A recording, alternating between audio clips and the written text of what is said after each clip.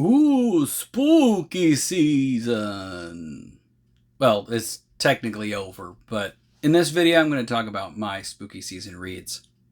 Hi, I'm Andrew, and I'm on a fantastical journey through books. And this video is a kind of coming back. I got injured, my knee, and now I'm going to hopefully get back to more regular uploads. But it is the end of spooky season, it's come and gone.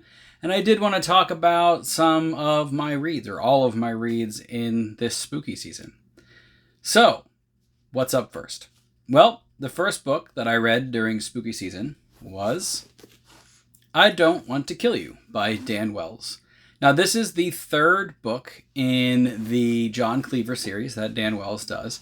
So some of the things that I might talk about as I talk about this book will be spoilers for the first two books, but I'll try to keep everything spoiler-free for this book here.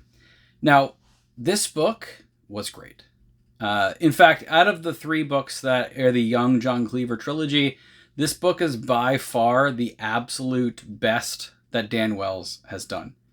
So what I'm going to do is talk a little bit about the characters, the plot of the story, the world building that he does do in here, and it is a little bit of world building because there are some supernatural elements in it, and then talk about the prose and pacing of the book. So first up is characters.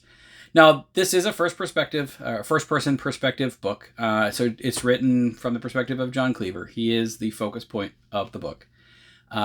And by far, Dan Wells does such great work with John Cleaver. Now, in the first two books, John Cleaver, if you don't know, is a diagnosed sociopath. He has serial killer tendencies. He glorifies serial killers and loves learning about them. But he has rules that he's not allowed to cross because he's afraid that if he does cross those rules, then he'll go into serial killer territory. And in the first book, a serial killer pops up in his hometown. He starts to investigate and actually finds out that it's a demon. And he goes and starts looking at breaking his rules so he can take this demon out. And in the second book, he is confronted by another demon, and horrible things happen to him in that second book. But what happens here with the character of John Cleaver is we actually start to see more human moments from him. It's not just, oh, I'm a serial killer. And he does have that thing where he doesn't understand people because he lacks empathy. But stuff happens to him in this book that gets him, I feel, closer and closer to that connection of humanity and really being a human.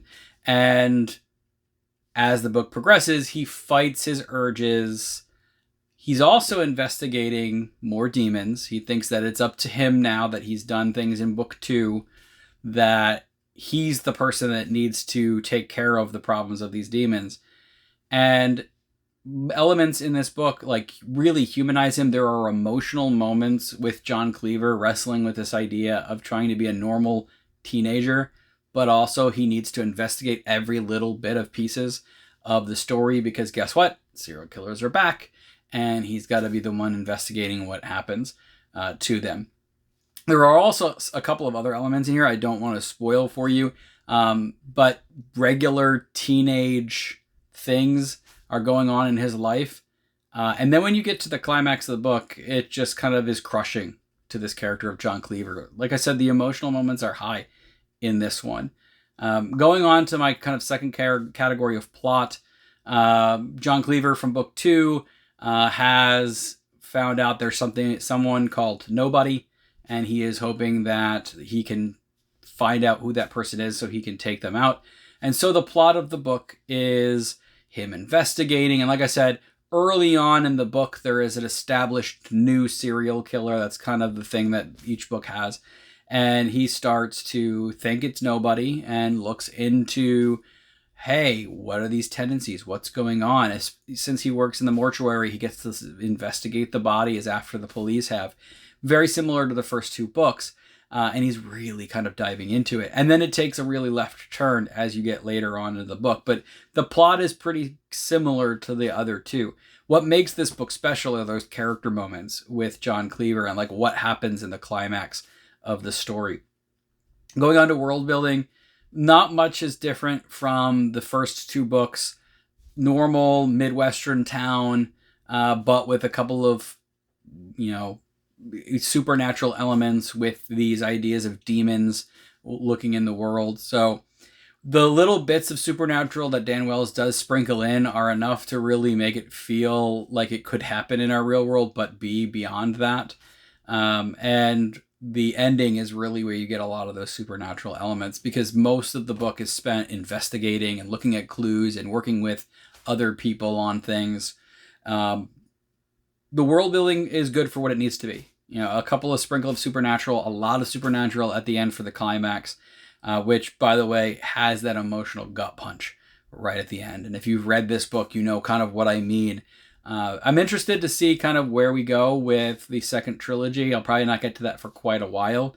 But the pacing and the prose is simple. It's Dan Wells' typical first-person narrative, not really super complicated at all in that. It's very accessible and never actually brought me out. The pacing is fantastic. As you go through the book, like, the beats are there. He has moments where you're in John Cleaver, the kid, the teenager, and he's trying to do teenager things. But every chapter seems to be like him getting distracted onto the case. Back to that, where's the serial killer? I'm the person that needs to deal with this. So pacing and prose were what it needed to be for a thriller style book that this is. Star of the show, like I said, by the way, rating on this is 4.5 stars, and it's a strong 4.5 stars because of what John Cleaver goes through in this book. There are really high highs for him in his life, and you're like rooting for him, and then the lows are like the lowest he's ever been.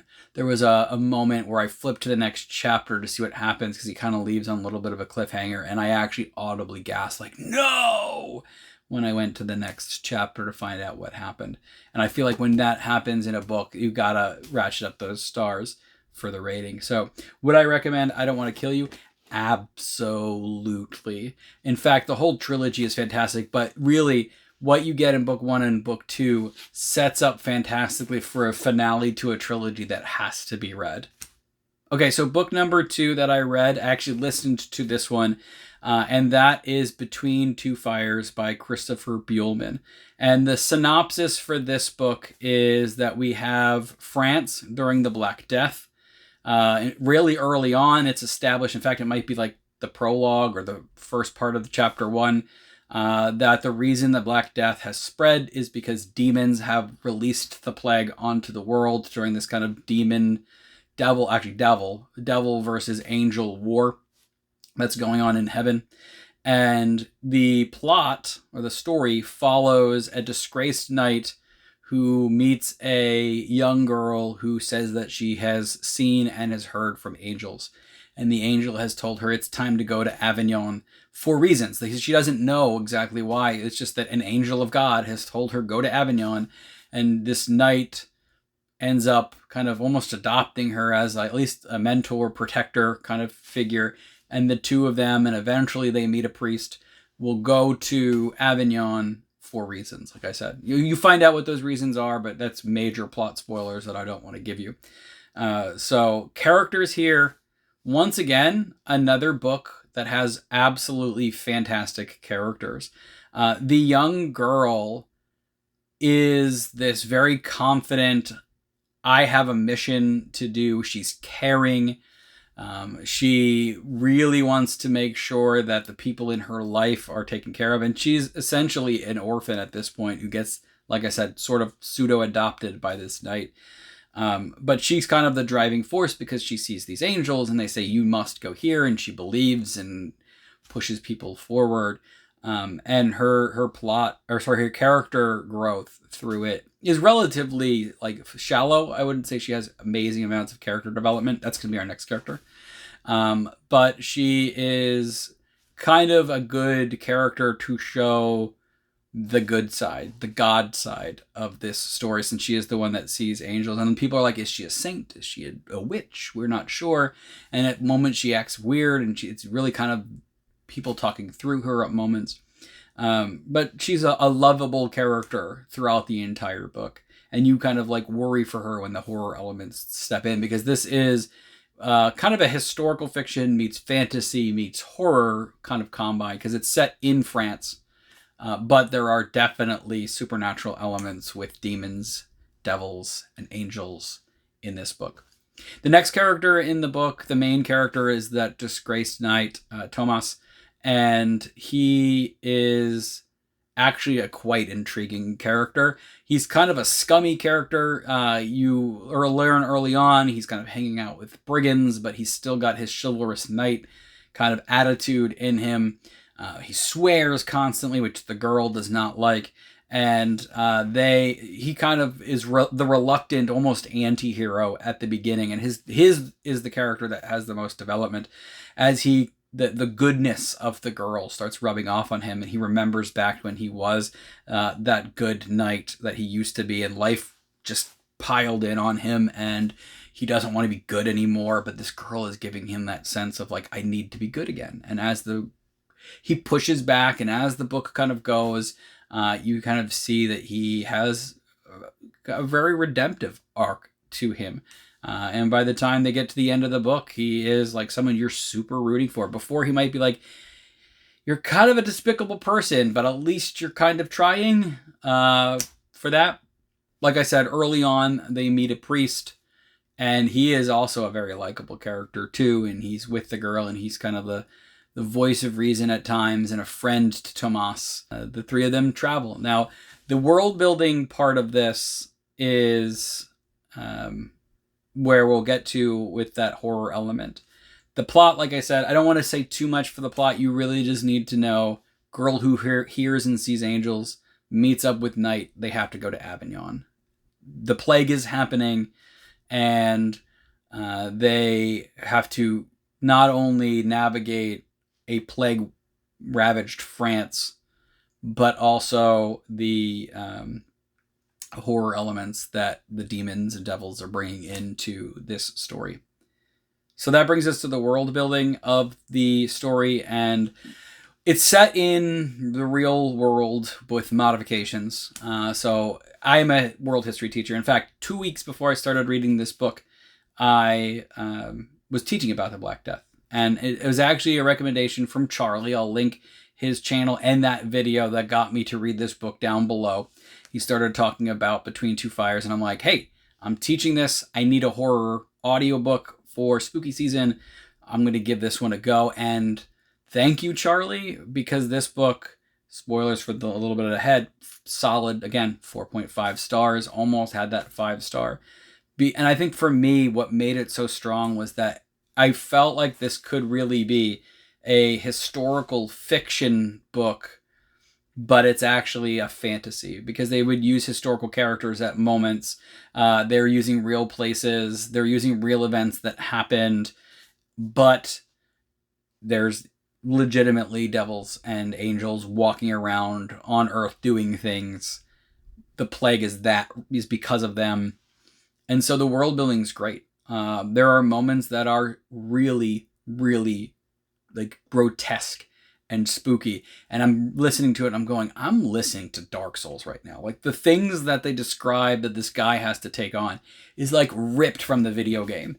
That I could see this like dark, disgusting creature coming out, and he's got a sword fight it. And I'm like, this is awesome. This is a Dark Souls in a book set in France during the Black Death. I just taught this. Give me more.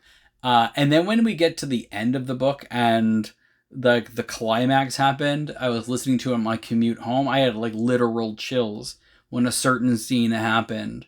When the resolution scene of like why they are going to where they're going happened, I was just like, wow. The author, to transition now to pacing and prose, the prose was fantastic. The word choice that he uses really makes you see the horror right in your mind. The pacing was great, and I know a lot of people think maybe the pacing and the plot kind of lose itself near the end. I didn't think so. I think there's a slower moment, like you're getting like horror, a bit of action, some character dialogue that's like growing their character, and then something happens and the characters really kind of lose their way at like the pinch point of the book after the midpoint. And I feel like that was necessary for what happens at the end, because if you don't have that really low point where it starts to get kind of more philosophical and who am I and what am I doing, you're not going to get the big payoff at the end that I think is there. So pacing and prose, fantastic for me. Maybe not so much others, but I feel like it was needed to have that punch at the end that came with the climax of this story. Like I said before, solid 4.5. So we got 4.5 from I Don't Want to Kill You, 4.5 from Between Two Fires. So what's next? My next book was actually a recommendation from Talking Story John. I popped on his town square and said, hey, I'm looking between these two books for spooky season. Is it Boy's Life or do we go Summer of Night? He picked Summer of Night by Dan Simmons, and I can't thank him enough. I'll post his channel down below. Join him on his Patreon so you can be part of that town square too. But this book was so good. Going to my rating right away, 4.5, another solid 4.5. Starting with characters on this one. This is an ensemble cast. So kind of the premise of this is something spooky is happening in a small Midwestern town in 1960, and a bunch of 6th grade kids find out about it and they need to investigate. So we've got a plethora of young boys and girls who are kind of teaming up. It's a kids on bikes vibe, like It, the young version of It. They don't go into adulthood like It does. And they're investigating what's going on with this town because they start seeing things and stuff starts happening, and the horror elements kick in here and there. And so we've got these, and each kid, what Dan Simmons does, each kid has a distinct voice that is different than the others, and you love and hate them for different reasons. Maybe not hate some, but then you got rooting for a kid, and like you can't stand one. Like there is Dwayne. Dwayne was my favorite character in this book, and you kind of like dive into these kids' lives. You got Dwayne, who lives on a farm with his alcoholic dad. You have the brothers of Dale and Lawrence. You know, you got that young brother vibe, the tag-along kid, but he's got like courage of a lion because he's the young one and he's got to constantly be hanging out with the older kids. Dale is kind of your quintessential quote-unquote main character kid. He's a little bit more bland than the rest of them because I feel like he's probably supposed to be the everyman character of the story. Mike is this very devout Catholic boy who lives in a very, traditional Catholic family. Harlan is a boy who is like his mom is divorced and she's constantly dating, so he lives alone a lot of the times to kind of fend for himself. And many others that jump into here that kind of join the kids' crew. And like I said, Dan Simmons does a fantastic job of making sure that each kid has his voice, has his story to him, gets their time to shine in that story. And I really felt like I knew all these kids. And a lot of the pages, to talk a little bit about pacing, is spent in these kids' lives. And it's definitely worth it. The plot, like I said, there's a school building that's being shut down. This town is kind of disintegrating. It's like shrinking in population. They don't need the old school anymore. So summer has hit. It was the last year that school was going to be used. And spooky stuff starts happening in the town, and these kids need to investigate. It starts off with one of the kids from the school going missing, and they're like, hey, where's Tubby? Tubby's disappeared. And that's actually right in the first chapter of the book.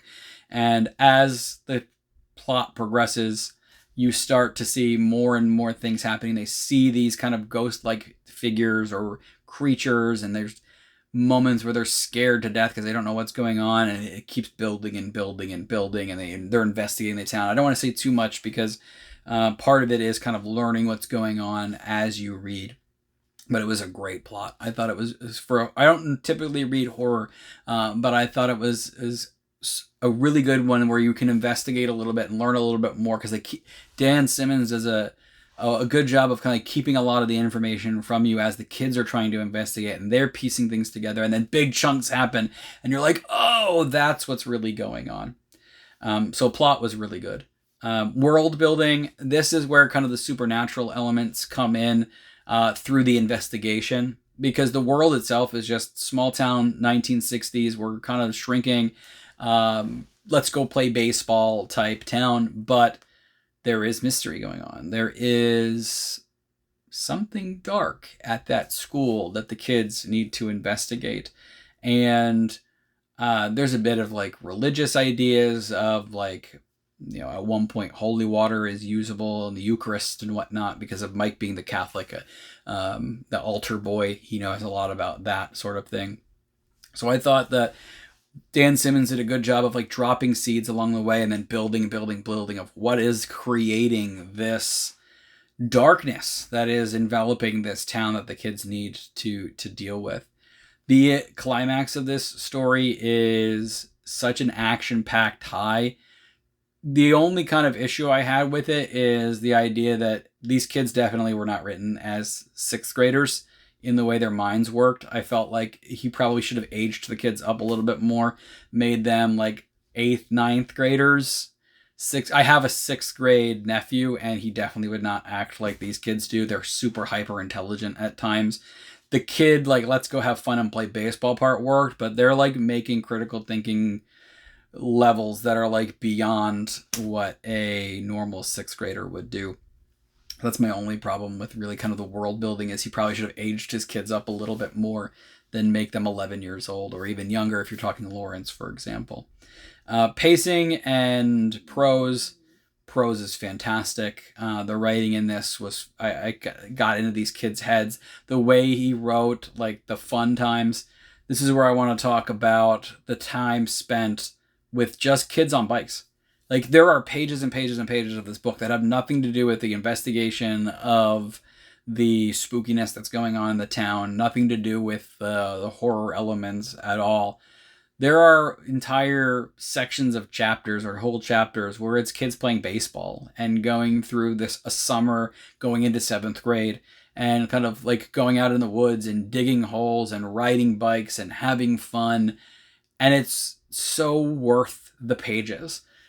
This book was about 600 pages long, and a lot of it is spent just living in these kids' lives in this summer of 1960. But it's so needed to make you care about who these kids are and their dreams and their goals and what they want to do, which is really just kind of have fun and play baseball all the time or ride their bikes around or find this hidden cave that is the town story of bootleggers. And when the horror elements happen and you know that these kids are having fun, that they have dysfunctional families or loving families, and the horror starts coming, you care so much about these kids that you don't want anything to happen to them. Even Harlan. I mentioned I don't like Harlan. It's because he's that kid who was left on his own, so he's got like the foul mouth and he's sometimes drinking, and like he is, as a teacher, probably that kid that is just annoying in school because he's the squirrely kid. And at moments he got irritating to me as a reader. I'm sure other people are going to like him. But even Harlan, I'm like, no, we can't have anything happen to him on the moments where they're in danger. And all of that is because Dan Simmons does such a good job of establishing that these are kids living normal lives in 1960, and horror just happens to be happening on top of those lives. The Kids on Bike Vibes, like I said, is so good. And the investigation is intriguing enough to keep you going and knowing more, so that when you do spend those pages with those kids, you're like, I need to know, but I can wait. Because I want to see how this baseball game goes. I want to see how this moment where they're digging holes in the woods goes. Because I care about these kids the way that Dan Simmons writes it. So that was my spooky season for 2024. Across the board, all 3 of my reads were strong 4.5s that almost made a 5-star for me. So I can't really ask for more out of a spooky season than these 3 books. And I'm glad to be back making videos on this channel. I'm hoping that it continues at a regular pace, that I don't have another knee injury that doesn't allow me to sit here and talk about it or feel like doing it. And so down in the comments, let me know if you've read these 3 books. What did you think about them? If you haven't read these books, have I sold them well enough for you to put them onto your TBR? What would you possibly want to know more? And now that I'm back making videos, is there anything you want to see from this channel that I could possibly do into the future? So here's to a spooky season come and gone. And as we get closer to my most anticipated read of the year, you probably guessed it, Wind and Truth, coming in a little over a month. I cannot wait for that book.